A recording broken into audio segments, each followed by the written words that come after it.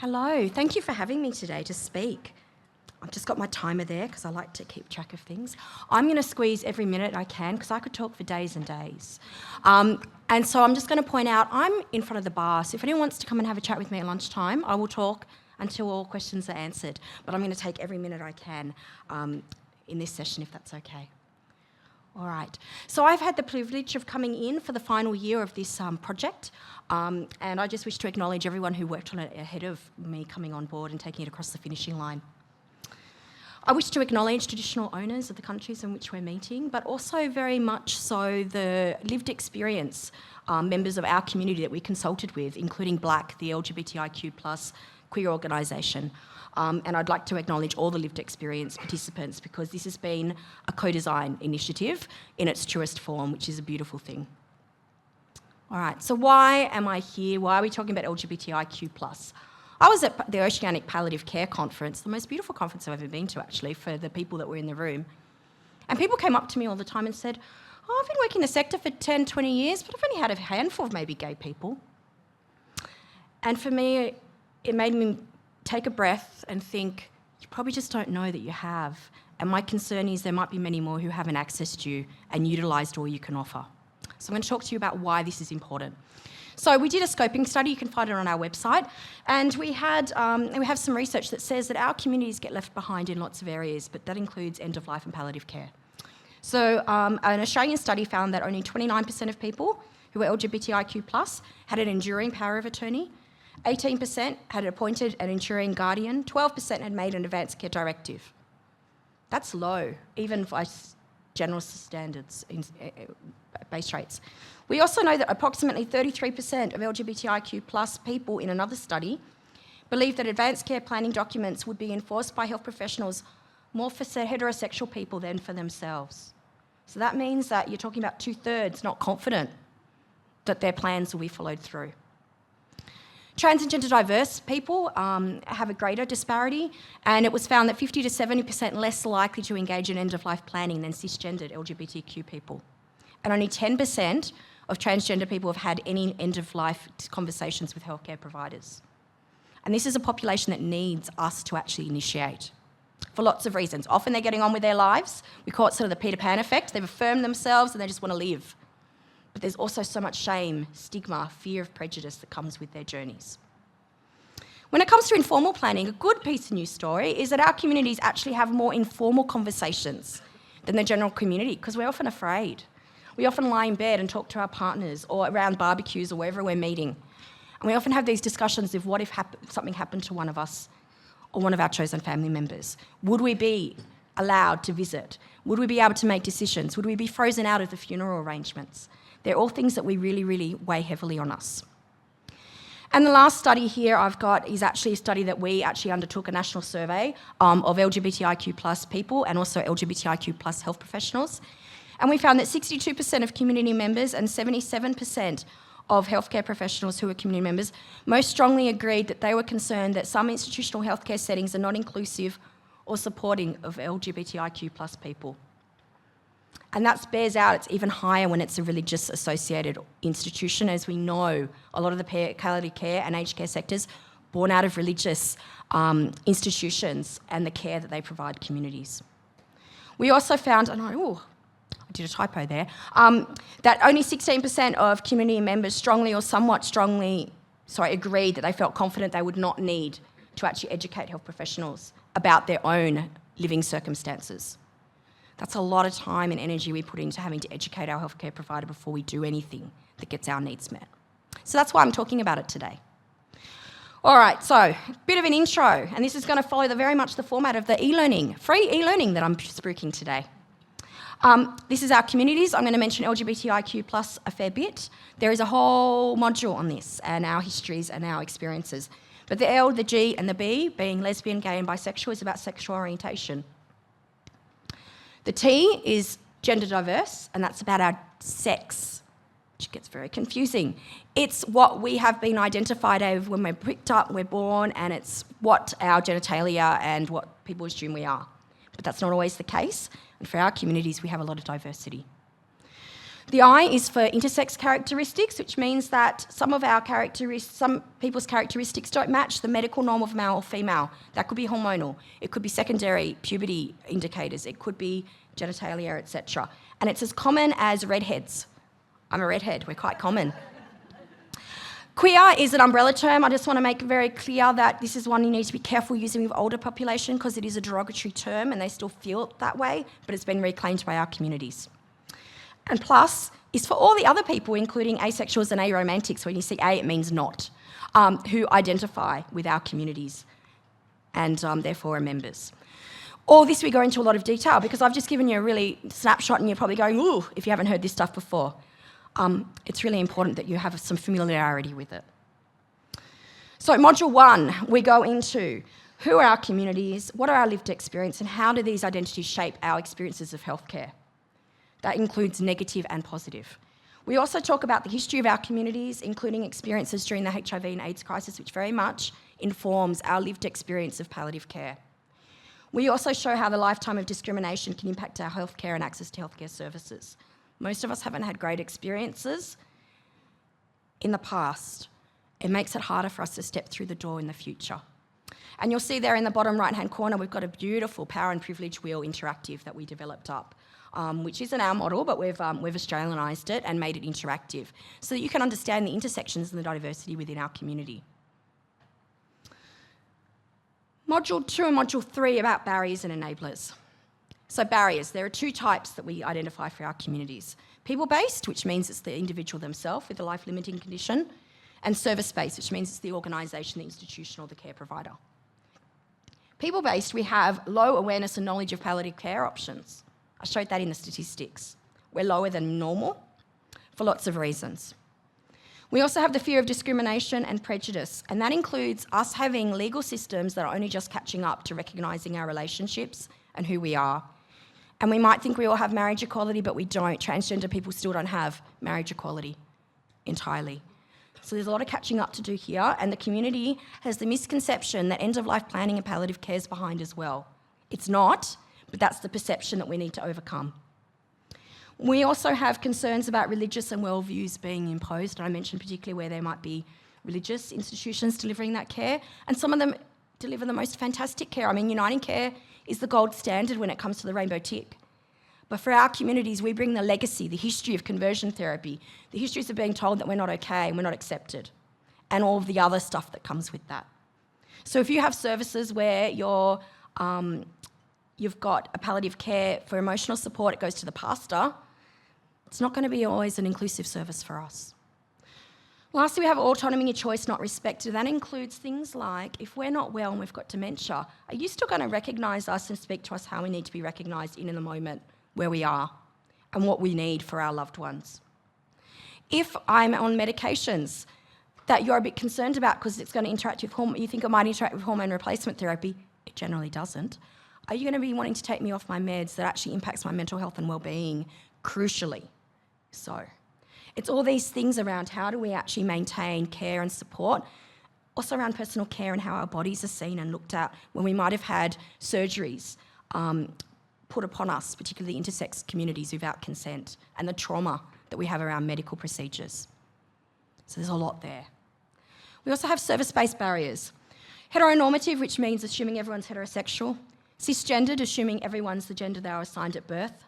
And endosex, meaning no one is intersex, is in all our language. It's in all the signs, it's in all the services, it's in our policies, these assumptions that say that we aren't being able to see in a service. It's in our forms, it's in your toilets, if you've got gendered wards, it's in your data collection, it's in your advertising when you see heterosexual traditional families. It's all those cues that tell us this service might not be for us. There's a lack of recognition, often of families of choice, and I describe family of choice as a bit like kinship in Aboriginal and Torres Strait communities. They're not our families of origin. They can be included, but they're not always just our family of origin. Our families of choice are out of necessity for a lot of our community who might have had fractures due to our identity and might have been disowned. And it means that we actually develop our own networks, and it's really important they're recognised as being just as important. Service providers have a lack of LGBTIQ plus knowledge, particularly when it comes to trans and intersex. I think we've got our heads around sexual orientation a lot more, but when it comes to gender and it comes to intersex, they're actually the political kicking ball a lot of the time. And they're also things that we're not so comfortable with, so we might actually shy away from even talking about or considering. That means they're not getting their needs met. There is also a need for transgender people to have specific policies within your organisations. I mentioned hormone replacement therapy, personal grooming, dress, all those things are really important and they have some specific needs as a community. There's also privacy, confidentiality and consent. What if they're not out to people? What if they haven't invited people into their identity? What if they live in a regional remote area or they're in a conservative community, perhaps a multicultural, multi-faith community? Maybe they haven't disclosed a lot of things. And therefore, we need to be careful what we do with this information. We need to know how it's going to be shared if we're referring. And the other thing is if someone is living with HIV, another stigma that might be faced by our community members. So we go into this in a lot more depth. So Module 2 is about barriers, and we go into those, and we very much apply these to case studies. And we will talk about what role healthcare providers have at a management decision level, but also at the worker level. And that's not just the people delivering clinical services. This program that we're offering is also for your reception staff, your cleaning staff, your non-clinical workers, because everyone has a role to play in making sure services are inclusive. Enablers, let's do the good stuff.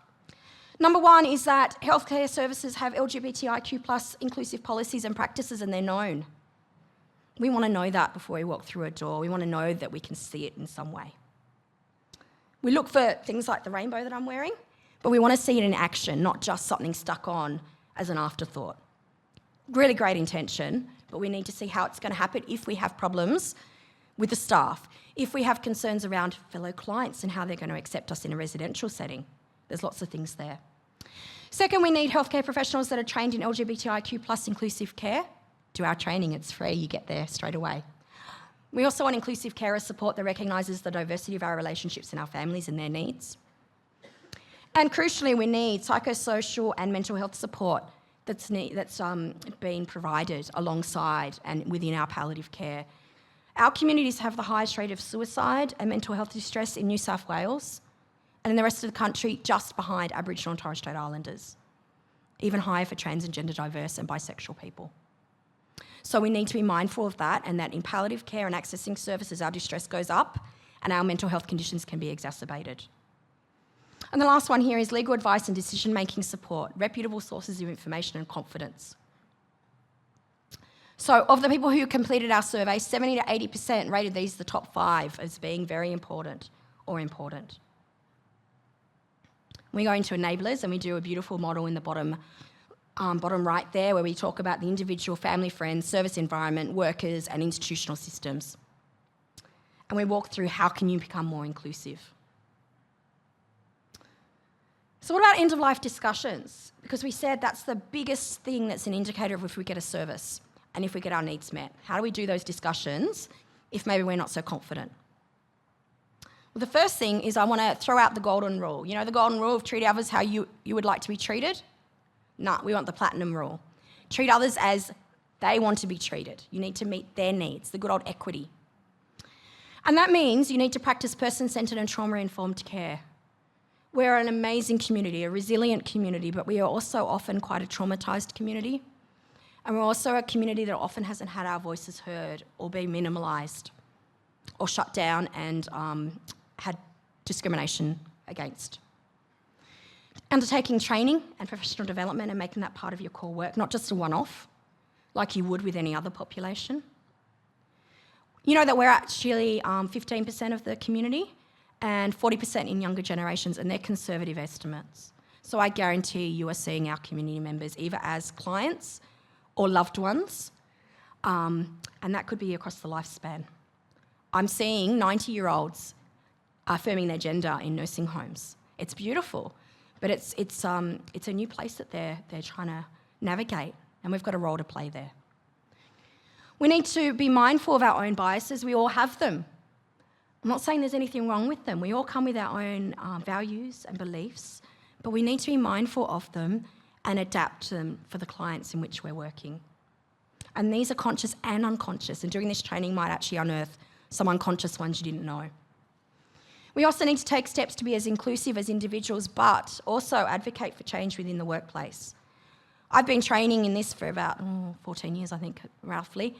And it's great to train up your workforce, but if your forms and your data systems and your policies aren't there, you're not supporting them to actually do what they've learnt. It has to be whole of organisation. And that's what being an ally is. So the end-of-life discussions, when you've got beyond the sticking on a rainbow, which is a great first step, how do you have these conversations? Well, the first thing we need to do is to inquire about a person's understanding and the status of their advanced care planning. We saw very low rates through our communities and a lot of fear and misunderstanding around our rights being actually in the law, and it is in the law. We need to provide, therefore, reputable sources of information where we can see ourselves. No point pointing us to a website that has the traditional family kind of models and we can't read ourselves, because it will just reinforce those misconceptions that we have. We need to ask, who do we want involved in our care and treatment discussions and case conferences? This isn't new, this is standard for everyone. But we might actually have to have multiple discussions and multiple case conferences, because different parts of our support network might be privy to different information and have different roles and needs. This is the same in Aboriginal and Torres Strait Islander communities as well. So it might mean you have to have a meeting with the person's partner. You might need to have another meeting with their family of origin, because they might be in conflict. And you might actually have to help that person navigate it, because at the time, they're not in the position to advocate as much for themselves. It's a vulnerable time. We need to consider privacy and gain permission to share what information, the who, when, how and what. So just because you might have a beautiful queer person on staff that the person picks up on and bonds and they've disclosed, you need to actually get permission to share what's been disclosed and to do it in a really careful way. That's building trust. And we also need to make sure it's not just the business of our beautiful queer health professionals, because I can tell you it's tiring.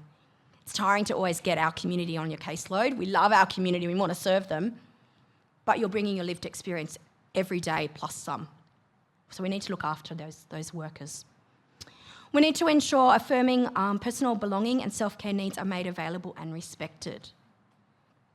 The small things about showering, bathing, personal belongings, what's available. And we need to actually be a little bit flexible with this, particularly if someone's living with dementia and cognitive impairments. We might need to have a range of different items that they can pick from at the time, particularly if they've got gender diversity in how they identify.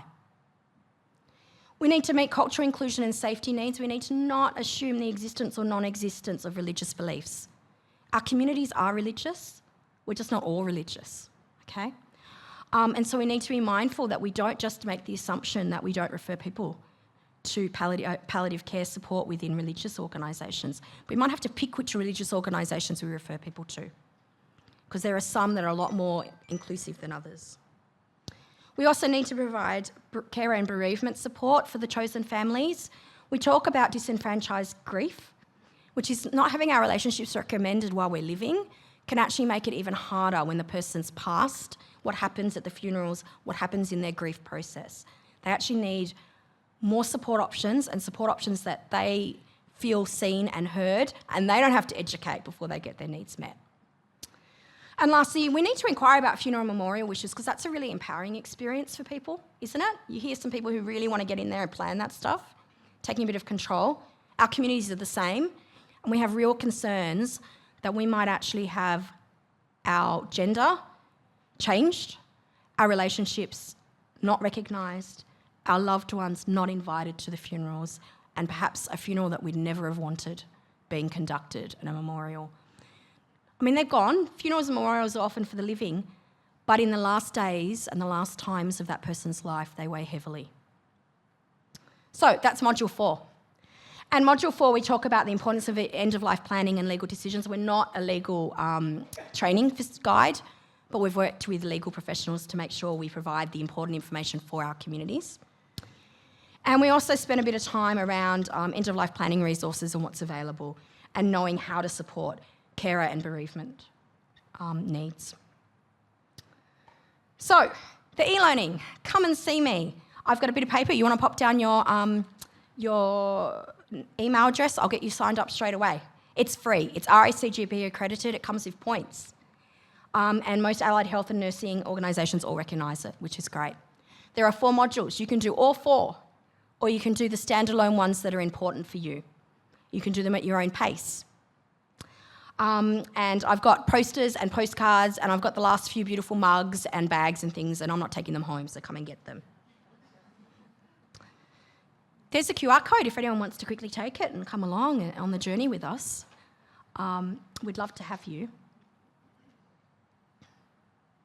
And the training, it's been co-designed. We have beautiful case studies. We have 8 case studies representing the diversity of our communities.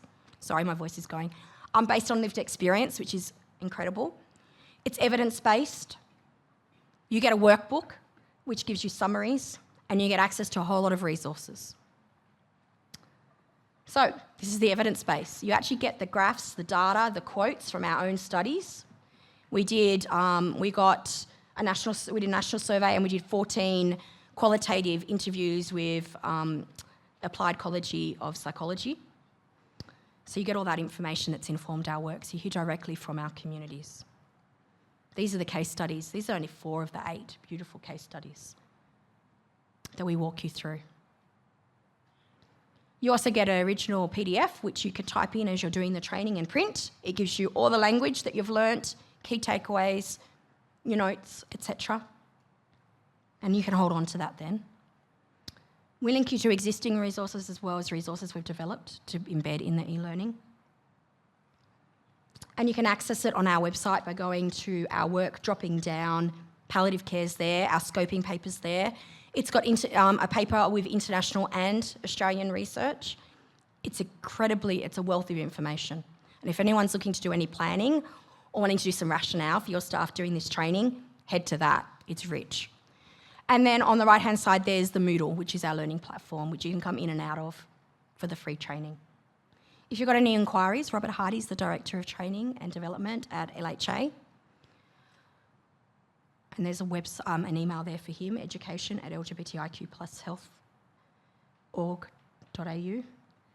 And I wish to just thank you for taking the time to listen to me, and hopefully I've made you think about a community that perhaps has been a little bit less visible, perhaps a little bit underrepresented in your organisations and in the crucial work that you do. So thank you for your time. Oh! I managed to actually keep some time for questions. I paced that all right. I hope I didn't do it too quick. You did so well, Sarah. And actually, there's something I didn't tell everyone, which is that Kayleen Dennis is unwell and is not able to be here today. So because she's not here, we can extend a little bit and allow a few minutes for questions or for comments. I certainly wanted to thank you for sharing such rich. I learnt a lot from your presentation, and I'm looking forward to the video being available because it might be something we can share with our colleagues, this brief presentation you've given today, and then of course the incredible resources you've shared with us. But let me throw it open to the audience here. Do you have any questions or comments, anything that's come from your experience, anything you've learned today that you'd like to comment on or ask Sarah about further? And that includes online people. We've got Kate Munro here, we've got Karen. You go first, Kate, then we'll come to you, Karen. Thank you. Wow. I just want to say I'm feeling very proud as a gay woman Yay. that we've gone to 15%. When did that happen? Did I miss the memo? As we know, we're not in the ABS, so it's taken from all these different sources to try Thank to get you. to scramble to 15%. Thank We're you. probably more likely to be closer to 18, 20, actually. Lovely, thank Yeah. you.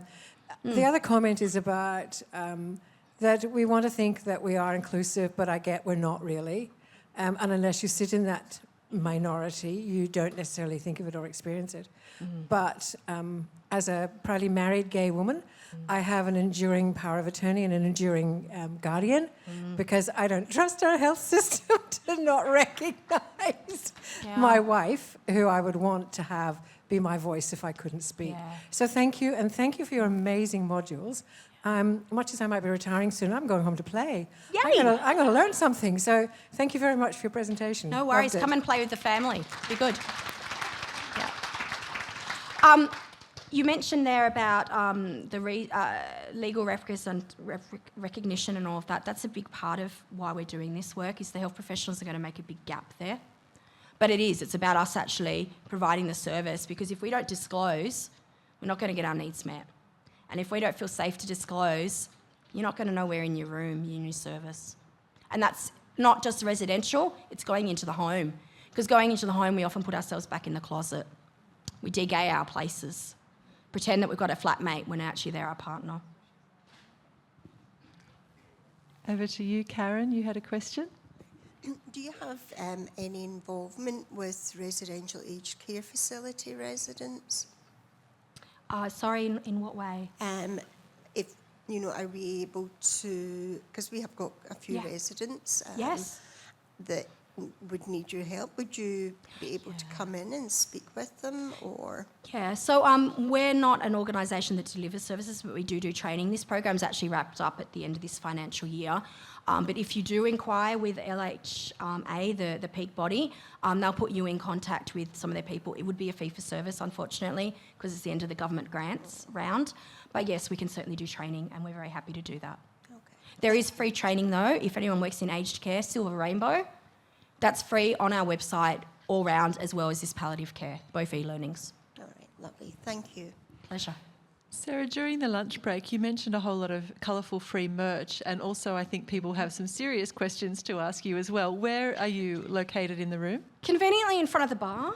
So come and get a drink of water and have a chat with me. You did say that at the beginning, I'm sorry, but just for those like me who forgot, that's where you can find Sarah. Yeah.